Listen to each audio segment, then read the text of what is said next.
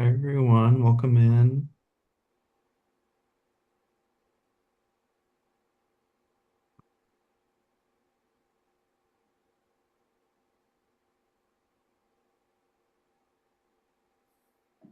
We'll get started in just a minute as folks are trickling in. Thank you everyone for being here.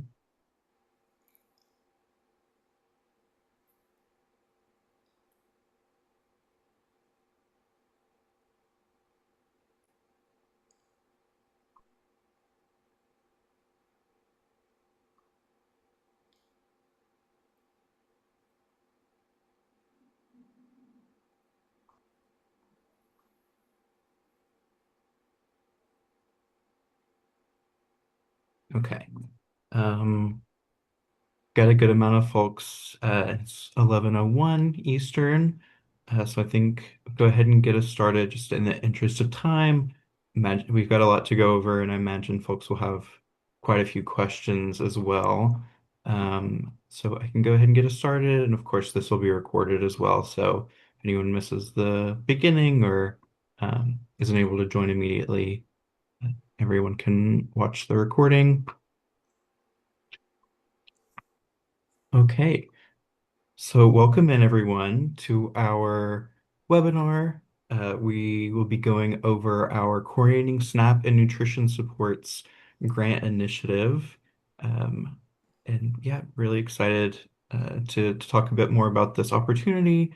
Appreciate everyone for taking time out of your busy day to join this webinar. Um, Nana, if you could go to the next slide, I'll do a brief overview of our agenda for the call. Um, so we are in the midst of our welcome here. We'll introduce our panelists, do some introductions of APHSA, the American Public Human Services Association, as well as Share Our Strengths, No Kid Hungry campaign. Do a little bit of background about this initiative, including the first two cohorts, our Community Impact Council. We'll hear from a site who was a member of Cohort 2. We'll go into a bit more about the grant opportunity and the proposal guidelines, and we want to save at least 15 minutes for Q&A, hopefully a bit more, so folks hopefully are able to ask questions. There's a Q&A box at the bottom, and then we'll just have a few closing remarks, and we'll have the QR code for folks to review the materials. Okay, Nana, could you go to the next slide? So these are panelists for today. I will allow them to introduce themselves as they start speaking, but we've got folks from APHSA, from Share Strengths No Kid Hungry campaign, a member of our Community Impact Council from Cohort 2, as well as two folks from Caroline County, which was one of our sites for Cohort 2. So allow folks to hear directly from them about their experience. Um, yeah, excited to have this group. This is a really great group. Okay, can we go to the next slide, Nana? And then the next slide. And I will pass it over to Adrian Saldana to go over. Oh, sorry, can we go back? There we go. Okay, yeah, Adrian, take it away. Thanks, Blake. Good morning, everybody. My name is Adrian Saldana. I'm the Interim Director of Process Innovation here at APHSA. If you're not familiar with us, we are a national membership association representing state and local human services agencies from around the country. And so that includes agencies working on programs such as SNAP, TANF, child care, child support, child welfare. And we are bipartisan, and that means that we're really looking on finding solutions that work for people and communities in all different types of contexts and jurisdictions. We host a number of national conferences to bring these human services leaders together, as well as hosting learning communities and affinity groups for peer exchange and peer learning.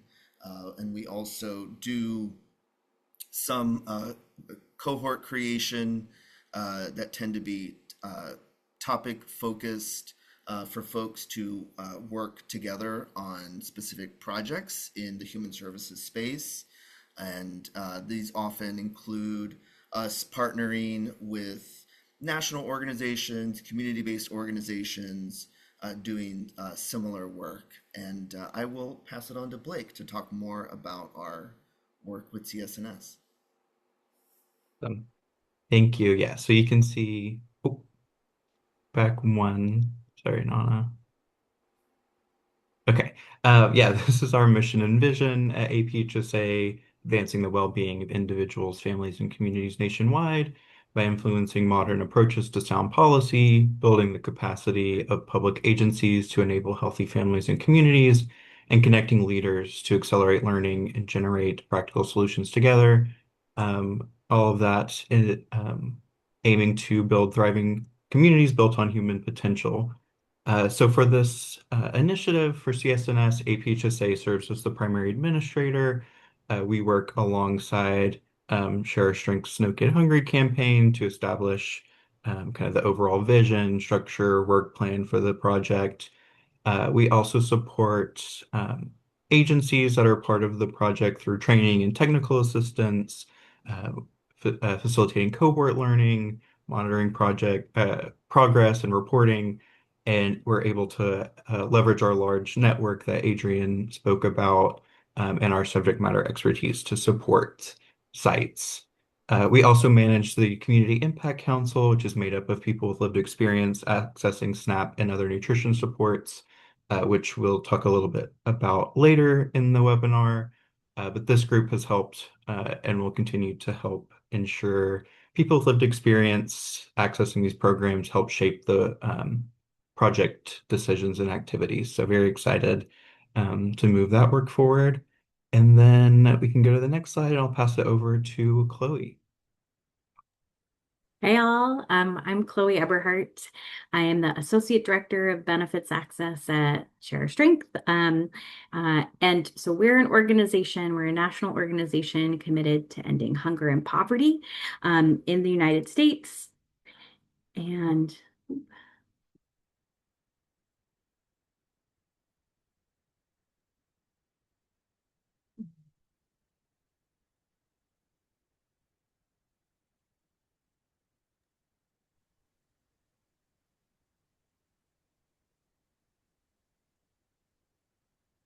hey all, am I back? My computer Yes, just you're freaked back. out. No Okay, worries. I thanks, thought you might have been Brenda. having some computer issues. Yes, We heard like the very first sentence, so you might great. have to go back a little.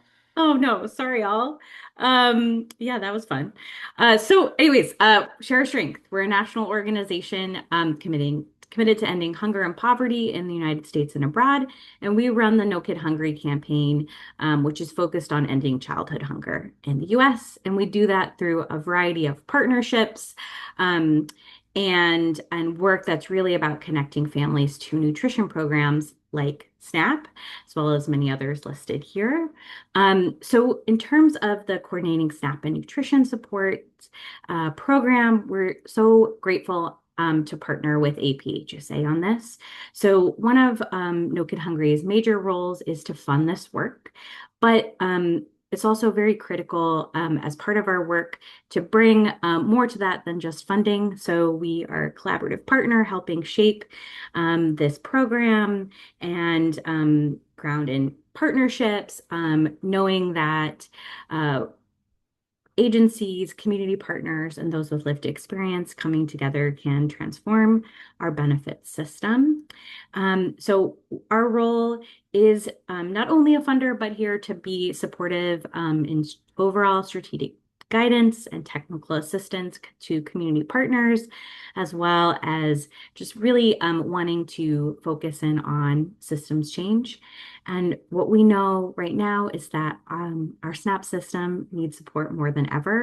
And we're excited about Cohort 3 and know that this program is flexible and really was born out of the pandemic. So has always been a program that can help support agencies and partners in changing systems. So yeah. Let me pass it back to the APHSA team. And I'm going to pass it right back to Miranda. Thanks, Blake. Thanks, Chloe. So before I dig into what CSNS is, I just wanted to mention that this webinar is being recorded, and we will also compile all of the questions that we'll get on this webinar. We're hoping to leave a lot of time for Q&A, so hopefully we can address most of the questions live on air. But the questions that we are able to get to and we are not able to get to will all be compiled in a document and will be posted on the CSNS landing page along with the recording. So definitely keep the questions coming. Next slide, please.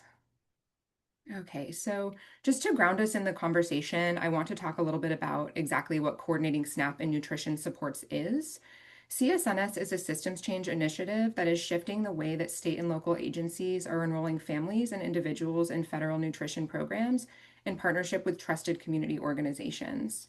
The overarching goal of CSNS is to make the SNAP program and other benefit programs easier to access from a client perspective while reducing administrative burden for agency staff.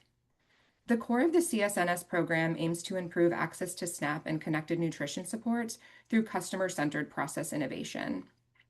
Through cohorts 1 and 2, we have invested in projects that strengthen cross-sector collaboration, improve the customer experience, and create sustainable process improvements that make benefits easier to access and maintain. And this is also what we hope to accomplish in cohort 3. You can scan the QR code below there, and that will bring you to our CSNS landing page.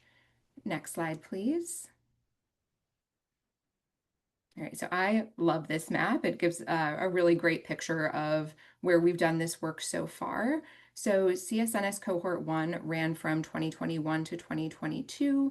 Cohort 1 sites work to reduce cross-departmental silos, leverage data and technology to address systemic barriers and promote equitable access to nutrition programs, and improve the experience of families accessing nutrition supports. The projects varied in approach and were customized to the vision and challenges of each agency. We had 6 sites in total, 1 county site and 5 state sites.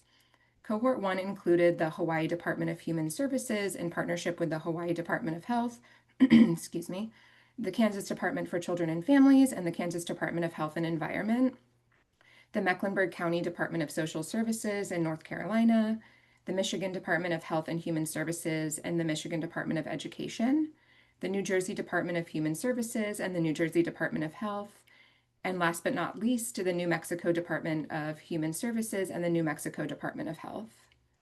CSNS Cohort 2 ran from 2023 to 2025. Cohort 2 projects drew on lessons learned, experience, and relationships built in the first cohort to leverage real-time data, couple language justice with cultural humility, and innovate the delivery of services to meet people where they are. In Cohort 2, we had 4 sites. We had 2 county sites and 2 state sites. Cohort 2 included the Caroline County Department of Social Services, the Caroline County Board of Education, and the Chesapeake Multicultural Resource Center in Maryland, who you'll hear from today. It also included the Illinois Department of Human Services, the Illinois State Board of Education, and the Greater Chicago Food Depository, the North Carolina Department of Health and Human Services and Meals for Families, and the San Francisco Human Services Agency and San Francisco Marin Food Bank. So as you can kind of see from our project sites, there were some nuances from Cohort 1 to Cohort 2. Cohort 2 placed a much stronger emphasis on community engagement. Building on lessons learned from Cohort 1, we recognized the need to embed community voice more intentionally throughout the project. So we required state or local agencies to apply jointly with community partners that would hold equal stake in the project. This top-down, bottom-up approach paired the scale and systems expertise of agencies with the trust, relationships, and lived expertise of community organizations. Together, they were better positioned to drive lasting systems change while ensuring community perspectives remained central to project design and implementation.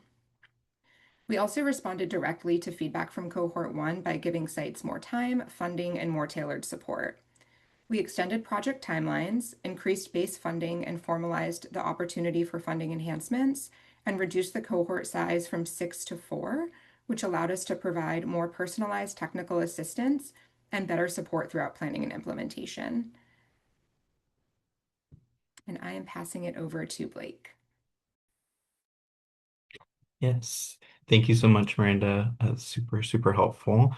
I'm going to chat a little bit more about our Community Impact Council, which I mentioned in our intro slide.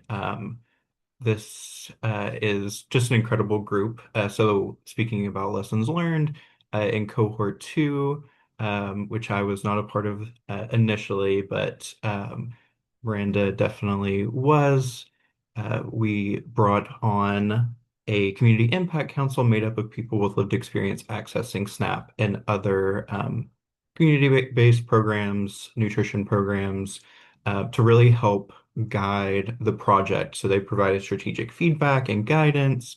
They really kind of helped us at APHSA and Share Shrinks No Kid Hungry campaign kind of figure out kind of our approach to authentically centering community voice and people with lived experience, which we were then able to work with project sites on and really just kind of as a whole as our organizations been able to really refine that work.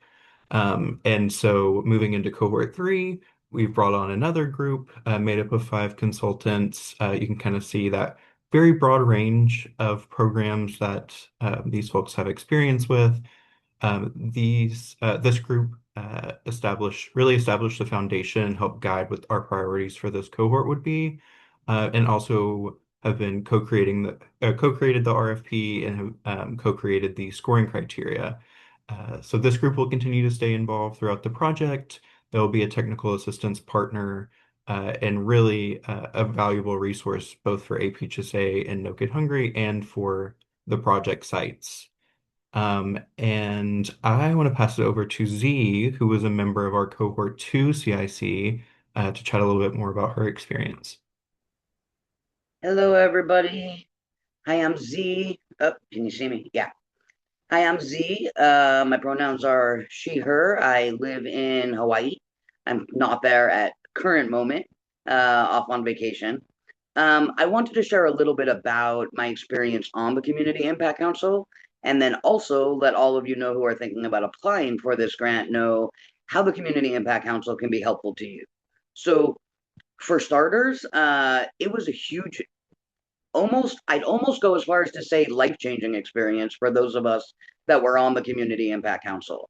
Um, I say that from the perspective of always being seen as a customer, always being seen as the one who needs help, being the person who needs to call the SNAP line, the Health and Human Services line, being the person who needs to sit and wait for 2 hours on hold before getting disconnected, being the person who feels almost like I'm applying for an entitlement and I need it, and this is what I need in order to take care of my family. My family needs to eat. Feels very, on the one hand, amazing because I know that help is available and you all are the ones providing help. But on the other hand, it feels very the opposite of empowering, right? It feels like this piece of I I am subject to the whims of whatever happens to be going on, and I'm not really knowledgeable about Department of Human Services and what all the policies are because it's not necessarily a language I speak because I don't have time to be able to try and figure all of that stuff out. So being able to be a member of the Community Impact Council and realizing that I get a seat at the table, not only a seat at the table, but a seat at the table in the design phase of what things look like. I mean, I think it's important for all of you to understand the way that this worked for us. The first time with the Community Impact Council, right, in cohort two, we all sat together in Virginia in a room and reviewed all of the applications that came in. And my vote counted just as much as those from APHSA who are administrating the grant and those from No Kid Hungry who are funding it. And so there was this moment of, oh, wait, yes, I'm a customer. And also, I get to co create. There was power sharing that was going on that goes way beyond the concept of inclusion, right? Those who have power have the capacity to include those who don't. But power sharing is really what the goal is. And that's what this project brought. So that's my experience as a CIC member. What can I what can the new Community Impact Council, what can it do for you and for sites? And what did it do in the past in cohort two? That's a whole different question. And it's pretty magical, right? We got to take a look at all the quarterly reports that came in and we gave input. One of the sites, for instance, had a meeting. They were focusing on tech, and they gathered together all of the outreach partners, all of the agencies, and put them all in the room once a year. They were doing for the first time to discuss how tech works. And the Community Impact Council was like, what about those with lived experience in that room? And the site was like, oh my God, it didn't even occur to us, right? Having lived experience voices in that room can say, hey, on that application screen, that second page doesn't make any sense, and we don't know what it means, what you want from us there. And so that was a huge place that we were able to be helpful. We also had sites that came back with, let's do a cooking class of how to stretch your budget, how to stretch your money. Let's work with those living in the community and teach them how to stretch. And the Community Impact Council came back to the site and said, we totally love you. And what we think everybody needs to know is that those families, those individuals on SNAP, we could do a TED talk on how to stretch your money. We all know how to do it and we've been doing it forever. Give us something else. This would be helpful, whereas this is not particularly helpful. And so when we all got together, ways that we can help sites, the 4 sites in cohort 2 gave the feedback of like, oh, we had no idea how bringing those with lived experience to the design phase of things could actually help us to save money, help us to extend our impact and make it much more, what's the word, usable, right? Like we put a lot of money, you agencies put a lot of money into these things, into every initiative that you want to try to make my life easier and those that are like me in your state. But there are some things that just aren't helpful. And so being able to have our voices at the table can help you with the projects that you want to do to maximize the money that's coming in, maximize the help, and maximize the impact. And I'm speaking for the 5 strategic consultants who I have not met yet, who are the Community Impact Council for Cohort 3. But I'm telling you that their input will absolutely be invaluable to the projects that you're working on. So, yeah. Thanks so much, Z. And you're getting, I don't know if you can see, you're getting lots of hearts. In the Q&A, we've got no question, just shouts out to Z. Totally agree. The CIC has been really, really crucial member of this project and really crucial to both of our organizations.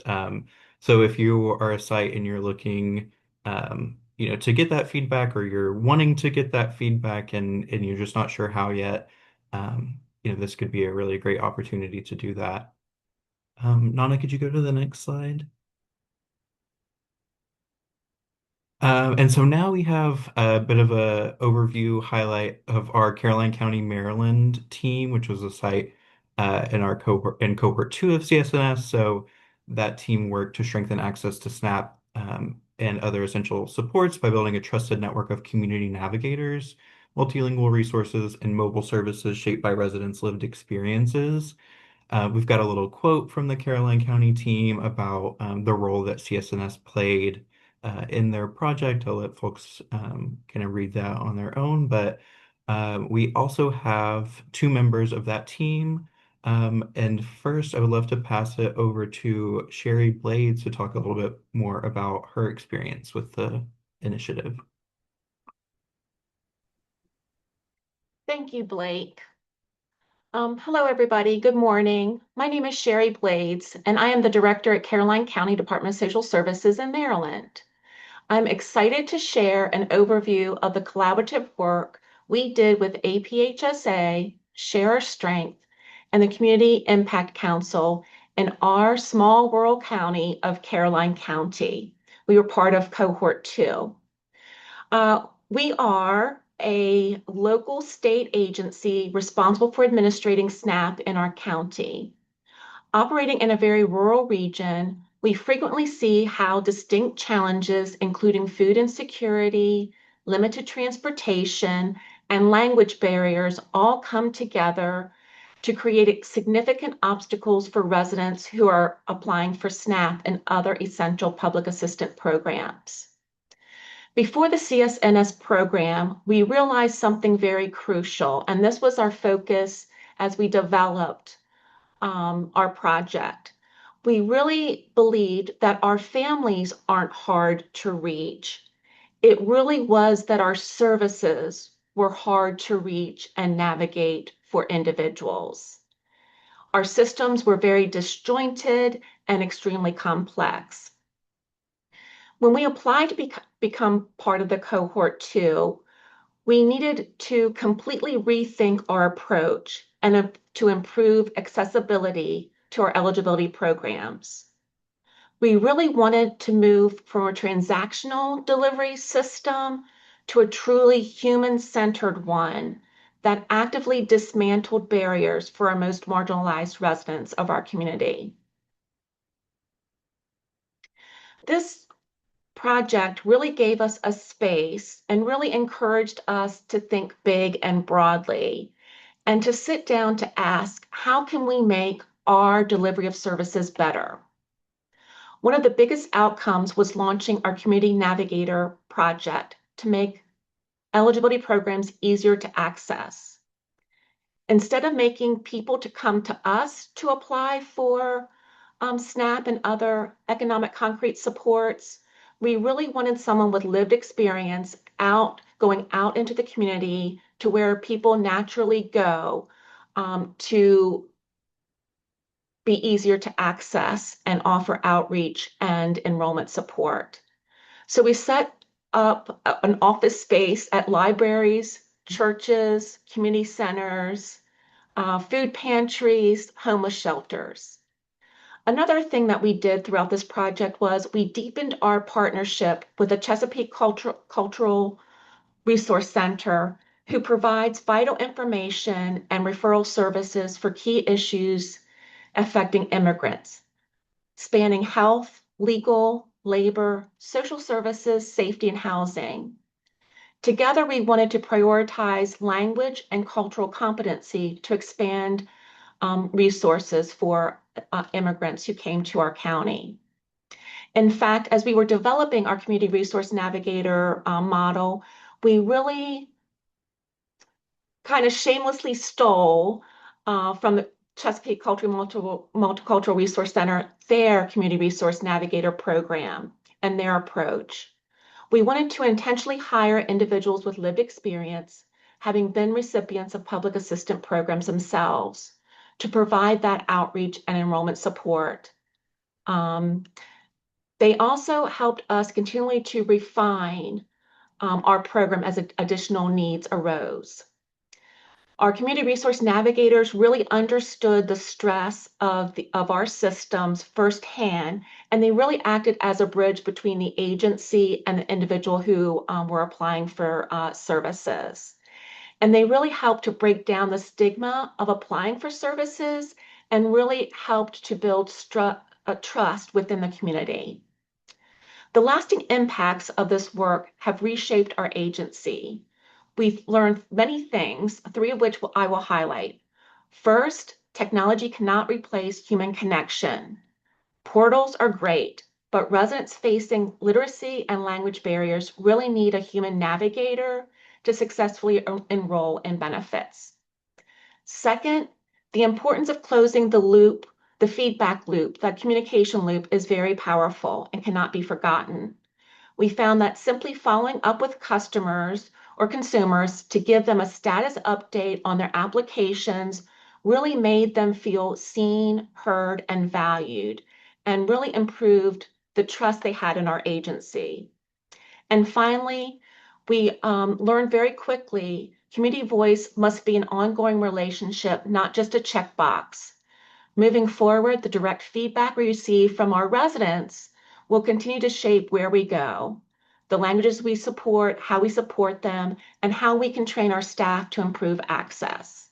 Thank you so much for having me today and sharing a little bit about the work that we did here in Caroline County and continue to do. And I'm turning it over to Matthew. Hi, everyone. My name is Matthew Peters. I'm the Executive Director of the Chesapeake Multicultural Resource Center here in Easton, Maryland. Just to kind of touch on the power of this grant program and what it was able to do for us. Uh, I think like many nonprofits, we focus on our mission and we do what we can, and we enjoy the partnerships we have with state and county entities. But to have a grant that really helped us to focus on how to completely combine the two efforts in a regional manner, I think really helped to accelerate and give a clear roadmap to other areas in the nation on how to get it done.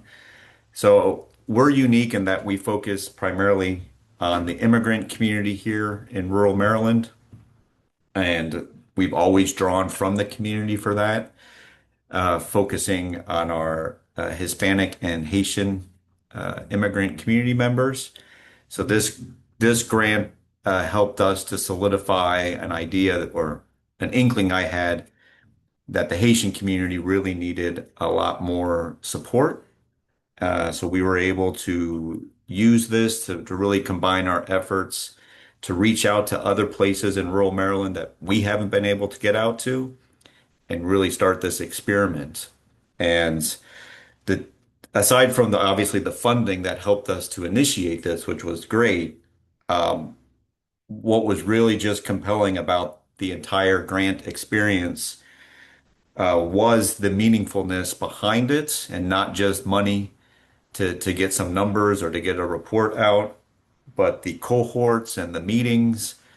At first, yes, like anything, it felt like, oh my God, we have to do more meetings, but participating in them meaningfully and going to the conferences that they hosted, the thing that just really stood out for me was the relentlessness that they had on the importance of not only having people of shared experiences at your side, but really a roadmap on how to make that integral into everything you do and every decision you make.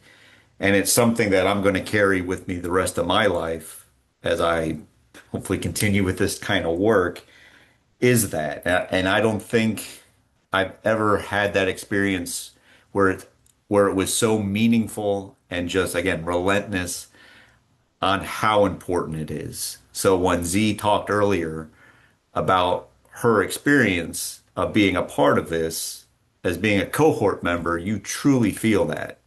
You truly see that, and it truly is mine. It's a life-changing experience to see how it can be done and how it needs to be done. So it's always been something that you think about in the back of your mind, but this was the first time that it really pushed us to make it in the forefront. And right now, it's always part of our decision making and always part of our planning is including that. And then I'll just end. Sure, our cohort has ended and not in a good time for our community. We are facing the most insane and unknown challenges right now today at the moment. What I have to do with community members from the Haitian community once I get off this call is heartbreaking. But it's the resilience that this kind of grant and process has created where I'm able to continue to provide those services. So we've been able to double our Haitian Creole staff members. We have now a permanent office space in another part of rural Maryland, focusing on the Hispanic community. We've been able to open up partnerships across the region to focus on the Haitian community. We're right now in the final stages of working with the government on a ginormous immigrant legal services program for rural Maryland, which we should be able to initiate next week. And all that's great, but yes, it's for terrible, terrible reasons that are bringing us together right now. So I think it just speaks to also this as the catalyst that can be used to really get an organization or a region, in our case, together and ready for whatever comes down the road. And yes, we're facing tough moments now, but I think we're, we're we're all working together to find out the best way to navigate through this, knowing that things, we've been through COVID, we've been through these other things. We know that there's power in that relationship and communication. And as long as you're thinking of it from every participant's point of view.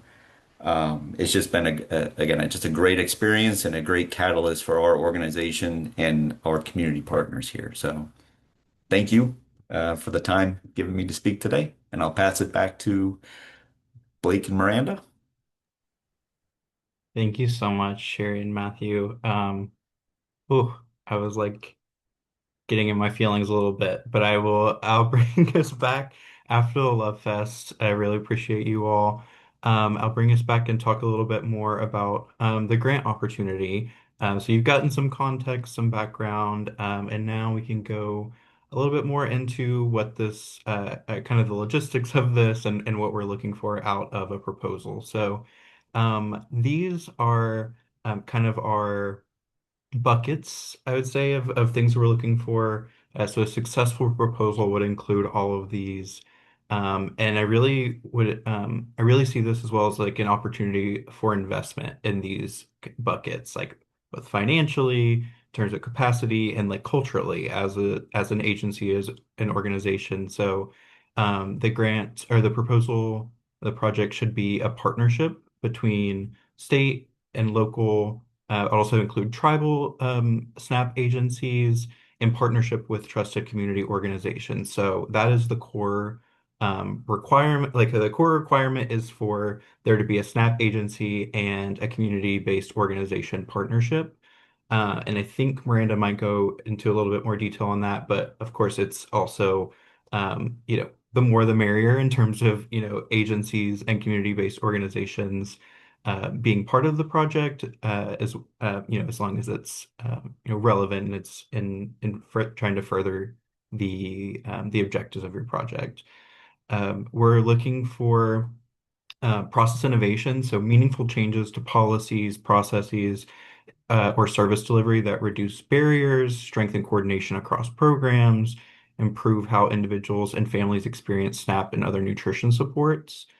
Um, we would love to see projects that strengthen coordination across programs and sectors.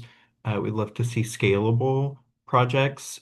So you can see, we've gotten quite a few sites at this point, and really are thinking about, okay, what about Caroline County's project might work well in another county or another state.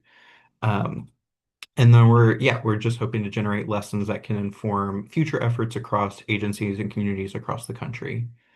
And then finally, which we've heard a lot about, is centering community and people with lived expertise. So again, working to reduce barriers, improve outcomes, and respond to the unique needs. And proposals should demonstrate a commitment to authentic community partnership, engaging people with lived experience throughout project planning, implementation, and sustainability. So we're really looking for, have you, has your site team gone into the community, heard what your community needs, um, identified the problem, and then is now looking to address it, in this specific way. So I think I've seen a few questions come in through the Q&A box, which we'll get to a little bit later. But I think I'll just say, like, we're looking for anywhere in the U.S. And really, like, we want this to be flexible. So we have these kind of four general buckets, but we really want to hear from you. What does your community need? Because if we're overly prescriptive with this, there's not that flexibility to address the unique needs of your communities and your areas. Can we go to the next slide? So this is just key dates. So today is the 4th of August, if you weren't sure.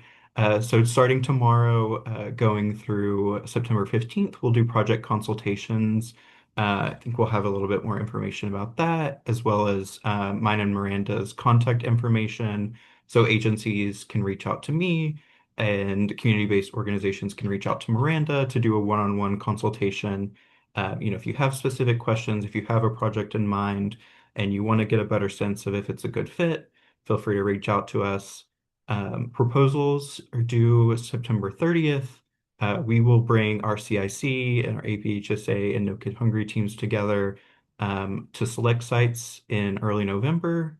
make award notifications, send out award notifications late 2026 or in January 2027. We'll have grant agreements drafted and signed by February 2027, and this will be a 24-month project going from March 2027 to March 2029.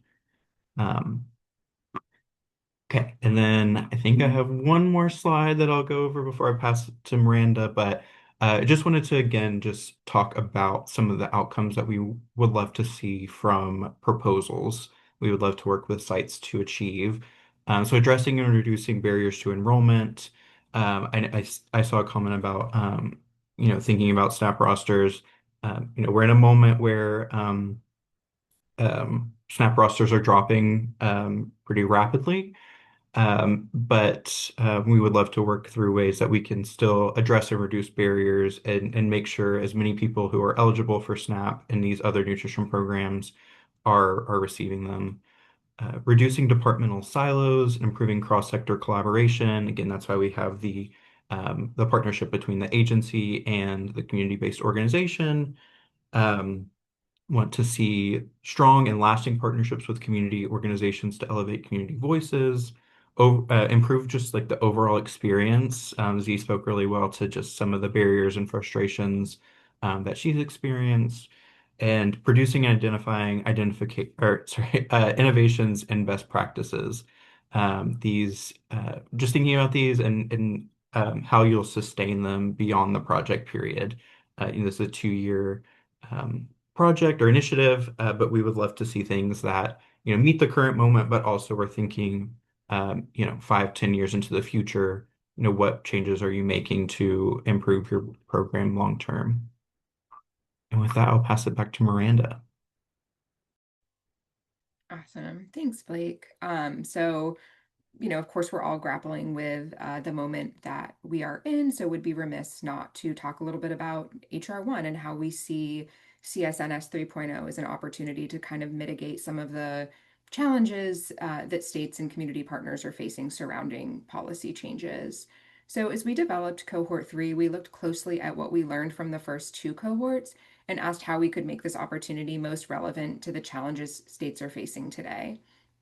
HR1 has created a new operating environment for SNAP agencies and community partners, and we see this cohort as an opportunity to support innovative approaches that help reduce barriers, respond to emerging implementation challenges and policy changes, and strengthen partnerships between SNAP agencies, community organizations, and participants.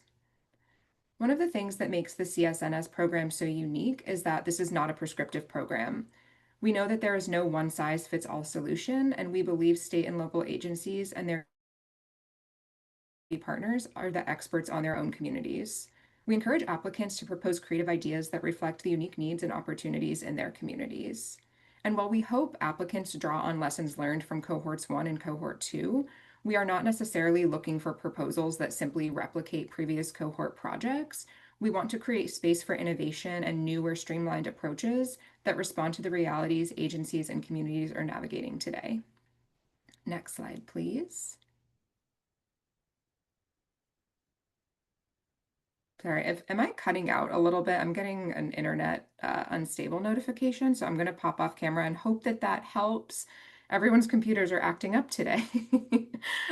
So I'm going to talk a little bit about eligibility. A SNAP agency at the state or local level must be the driving partner in the proposed project, and a community partner must hold equal stake. All state and county SNAP agencies are eligible to apply, and we are using the term community partner very broadly. So a community partner can be a food bank, a nonprofit organization, a faith-based organization, or another similar type of organization with a trusted reputation and strong network within their community. For the funding overview, we will award up to 4 grants, each with an initial award of up to $750,000 over the 2-year grant period. In year 1, grantees can get up to $500,000, which will be dispersed upon execution of grant agreements in early 2027. In year 2, grantees can get up to $250,000, which will be dispersed in early 2028 following the review of midpoint reports and the year-to-date budget. Grantees may also be eligible for up to an additional $250,000 in year two through a funding enhancement process designed to address emerging implementation needs identified during the first project year. In total, this grant opportunity can be up to $1 million per project site. Next slide, please. All right, so now for proposal guidelines.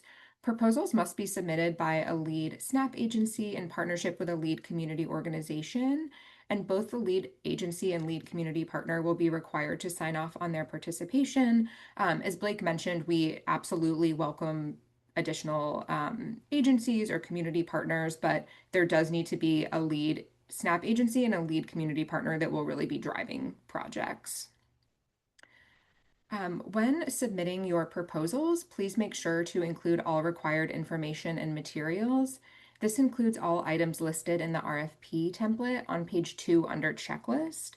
This is the Word document template applicants should use to submit their proposals, and you can find this document on the CS landing page and also within the RFP.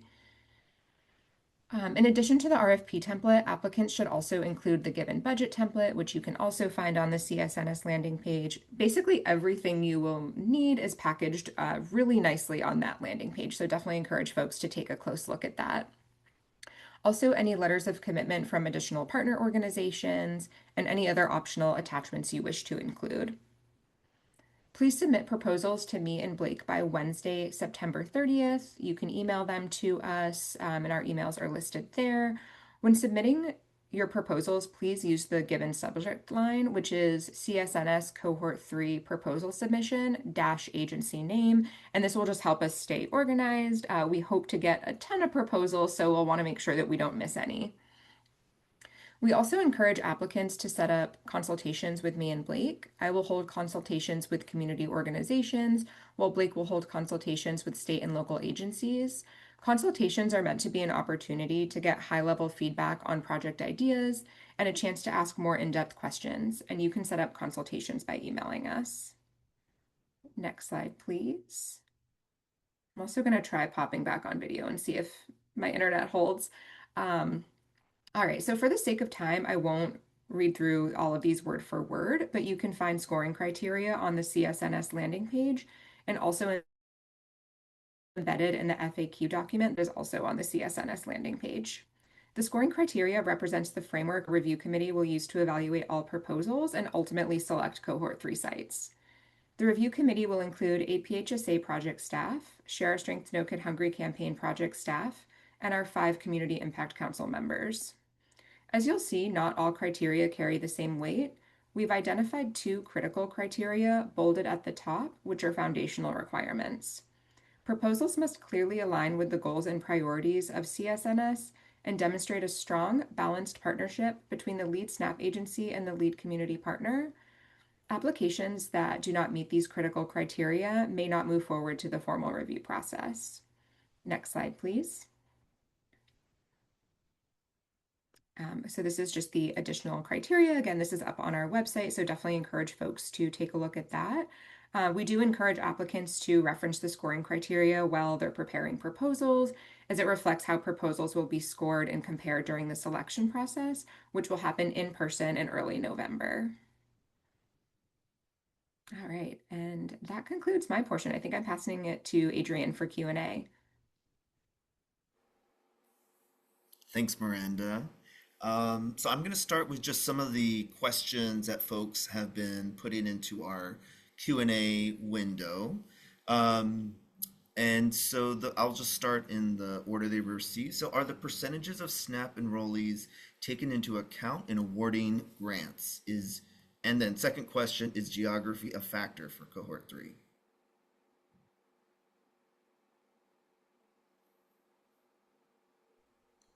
Miranda, do you want to take that one, or I can? Yeah, I'm Okay. happy to take that one. And then Chloe, if there's anything else you want to add, totally feel free. So are percentages of SNAP enrollees taken into account in awarding grants?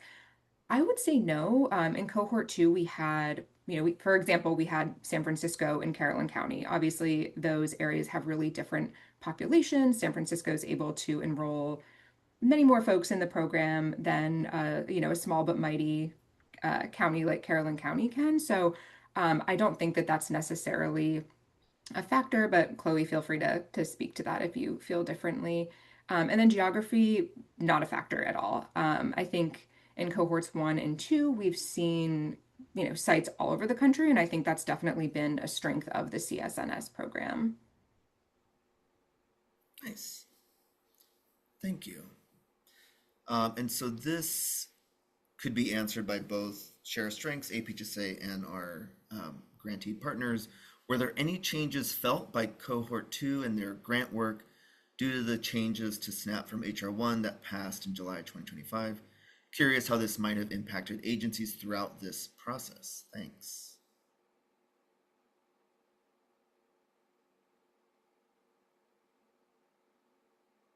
This is Sherry from Caroline County. One of the things that we were able to do through this project was we were able to acquire a mobile van.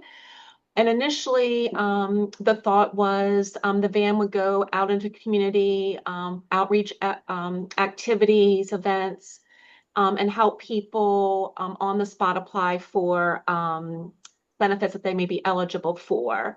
When we started hearing more and more about the government imposing work restrictions or work requirements on being eligible for SNAP, we were in the beginning phases of acquiring the van, so we quickly wanted to refine what we wanted the van to be used for. And in addition to helping people with their enrollment into SNAP and other economic concrete supports, the van will also serve as a location where people could get onto the van and do like apply for different jobs that they may be eligible for to kind of help meet those work requirements that just went into effect July the 1st. So that was something that, because of the HR1 implementation, kind of helped us to refine our project to meet the needs of the residents within our county. Thank you, Sherry. Nice. And so the next question is, I work at a CBO. Are we eligible to apply, or must we be identified as a community partner by a SNAP agency?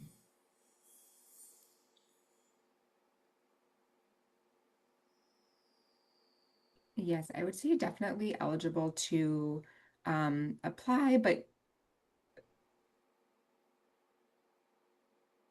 Oh, Miranda, we might have just. broadly, also kind of with community organization, which is maybe creating a little bit of confusion. So apologies for that. But basically, any community organization is eligible to apply, but the caveat is they must apply jointly with their state or local SNAP agency. So ideally, there should be some sort of pre-existing relationship in order to be eligible.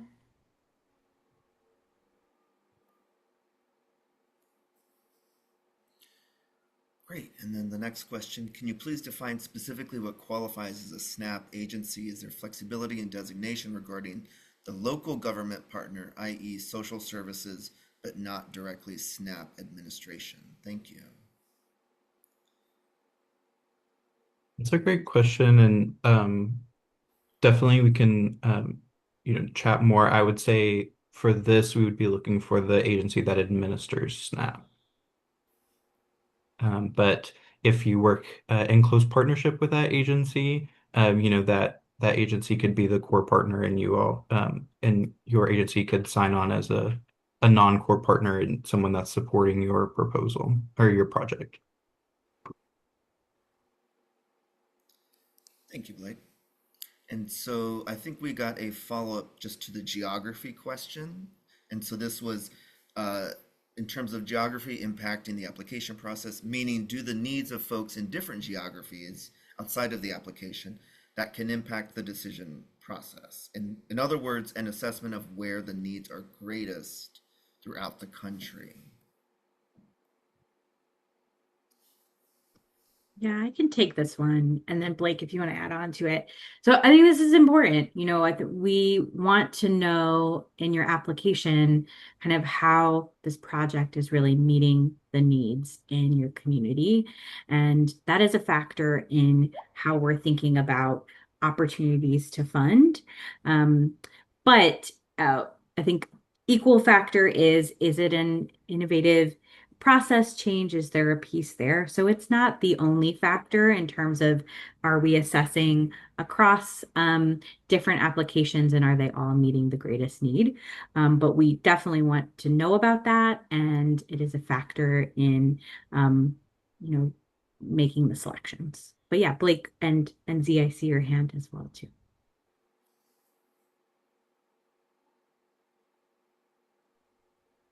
Oh, yeah, I just wanted to say one of the things from my experience, right, when we were choosing the sites last year as a community impact council member, I think that oftentimes what we hear is the biggest bang for the buck, right? And so if you're a site that is small, is a smaller county, or is a smaller state, and the population is less, I want you to know that we took that into account in cohort two, and there was conversation, heated kind of conversation around biggest bang for the buck. What does that look like? And then the other piece of, for example, I live in a rural community in Hawaii, on the big island of Hawaii, all the way down south.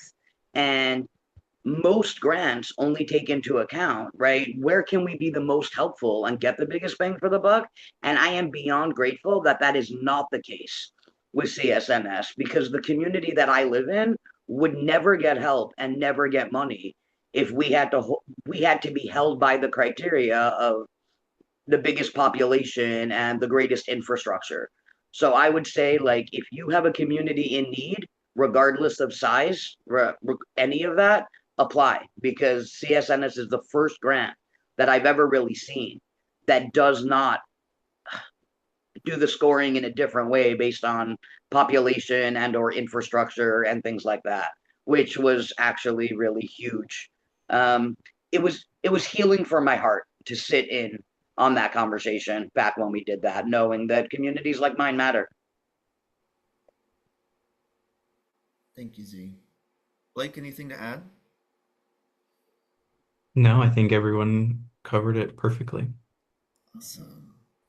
So this is the last question I have in our Q&A for now. So, which is, you mentioned that a SNAP agency at the state or local level must be the driving partner. Does this mean the SNAP agency must be the lead applicant and submit the proposal in response to the RFP on behalf of themselves and the lead CBO? Or may the lead CBO submit the proposal on behalf of themselves and the SNAP agency? Yeah, I would say either is fine. It could be the SNAP agency that submits or the CBO that submits, as long as it is, a partnership. We wouldn't want like the CBO taking on 99% of the work and trying to, drag along an agency or vice versa. So just yeah, either one is totally fine. Thank you, Blake. So we're coming close to time. I guess I would love to use our remaining time to answer this question. Now that we're entering our third cohort, what's one lesson learned from your CSNS experience that every prospective applicant should take with them as they begin to think about their proposals? This is for anybody who's presented so far. I can start, Adrian, but Nana, could you move us to the final slide just so folks have that up? So this is the QR code for our homepage where you can access the RFP and supporting documents. You can also find mine and Miranda's emails there. I answered one of the questions. There's not a chat, but I put our email in one of the questions. Um, and then if you'll be at APHSA's Economic Mobility and Wellbeing Conference in New Orleans in August, we will have an informational breakfast. So you can scan that code and sign up. That would be for agencies and CBOs that are interested in applying. Um, and sorry, but yeah, I would say big takeaway is your customers or your community, they know what they need, and they know it would be helpful for them. So to the extent that you can reach out to them, to the extent that you can hear from them, and listen to them, I would encourage that. And, if you need support getting to that spot where you can make those connections, engage in whatever way you're hoping to engage, then, we can be of support with that.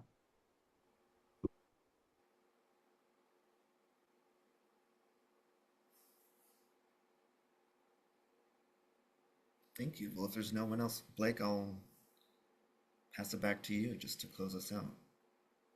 I think Chloe might want to answer one of the last things that came out in the chat. Yeah, sorry, I was gonna type an answer and then I accidentally pressed answered live instead. But what I'll say is that, I hear what is sort of behind this question of high staff enrollment rate. Well, I think, you know, yes, I think we're considering kind of need as we talked about, but that isn't a barrier to necessarily getting approved for this process. As we stated, that's one factor, but we're really looking also at innovation in the process, systems change, partnership, and impact on community, and the applicability across many places to kind of learn from and maybe incorporate something you might take on. So we do know that there's definitely stuff involved in getting this all together, but please don't let that be a factor whether or not you have high staff enrollment in your state, because that isn't something where it would be at higher risk of not being approved. Thanks, Blake. And thank you, Chloe. And so we're a minute over. I know I saw a few more questions come in that we don't have time to address, but as Miranda mentioned earlier, we will compile all the questions we got into an FAQ document. There's already an FAQ document on the homepage, but we will add these in, and we will do that at the end of the week. So keep an eye out there, and if you have specific questions, you can always reach out to me or Miranda. And really looking forward to hearing from folks and kind of seeing what ideas people have. And with that, I think I'll close us out. Thank you all so much for joining. Thank you all to our panelists for your insights. Really, really appreciate everybody.